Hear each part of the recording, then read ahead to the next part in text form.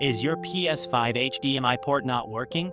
Before you send it for repairs, try these quick fixes. Step 1. Check the basics. First, make sure your TV or monitor is on the correct input. Try switching HDMI ports or using a different HDMI cable. Step 2. Test another device. Plug in another HDMI device. If that also doesn't work, the issue might be with your TV, not the PS5. Step 3. Safe mode fix. If your PS5 is the issue, try booting into safe mode. Hold the power button until you hear 2 beeps. If the safe mode menu appears, it's likely a settings issue.